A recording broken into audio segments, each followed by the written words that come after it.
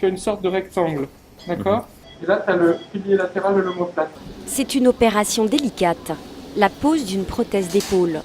Équipé d'un casque de réalité augmentée, le chirurgien attrape l'hologramme de la reconstruction en 3D de l'anatomie de son patient et le fait glisser sur la partie à opérer. Le corps du patient devient transparent. On est au début d'une aventure qui a un vrai intérêt médical, standardiser les interventions chirurgicales, diminuer le risque d'erreur médicale. C'est la grande innovation, c'est que le chirurgien n'est plus tout seul au bloc opératoire. Alors le 5 décembre, on a fait la première intervention de chirurgie de l'épaule. J'avais accès à l'imagerie, donc aux données du patient à la demande, tout en restant tout à fait stérile. La problématique, c'est que les fichiers médicaux viennent des scanners et des IRM et que le poids informatique de ces fichiers est assez important, ce qui les rend inutilisables, bruts dans les lunettes. Comment est-ce qu'on va donner accès à cette image au chirurgien pendant qu'il opère? Quand le docteur Grégory opère, les calculs sont faits sur Azure GPU. Là, le chargement est instantané puisque c'est directement dans le serveur. Il n'y a pas à transférer les données sur les lunettes.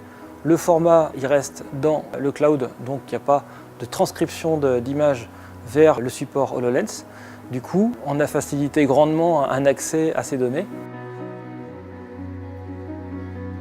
Le chirurgien peut communiquer avec quelqu'un qui est à l'extérieur du bloc opératoire et cette personne qui est dans son bureau à l'extérieur du bloc opératoire peut voir exactement ce que voit le chirurgien grâce aux 2 caméras qui sont sur les lunettes, hologramme inclus, et pouvoir discuter, communiquer avec le chirurgien. Avec la composante Microsoft HoloLens, je vais mettre un patient virtuel. C'est assez intuitif d'aller se déplacer autour de cet élément, de ce patient virtuel, de rentrer à l'intérieur quand je vais vouloir voir l'intérieur du corps humain, et enfin de naviguer avec ses doigts pour aller simplement l'attraper, le déplacer. Là, on est maintenant dans la chirurgie augmentée. Pendant l'acte chirurgical, je vois ce que mon œil ne peut pas voir.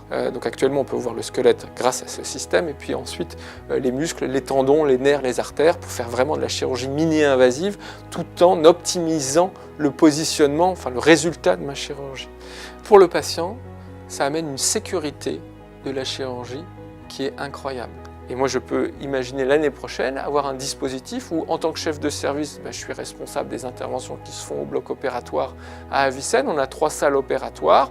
Eh bien, je peux avoir sur mon bureau une supervision de ces 3 salles opératoires via un dispositif de réalité augmentée que portent mes assistants et pouvoir du coup leur prodiguer des conseils à distance ou au contraire eux peuvent m'appeler et me dire mais voilà docteur Grégory, j'ai une difficulté là, qu'est-ce que vous en pensez? Je peux voir ce qu'ils voient, interagir avec eux, augmenter leur champ vision par des hologrammes. C'est ça la sécurisation du vol chirurgical et c'est ça la grande révolution qu'amène cette technologie.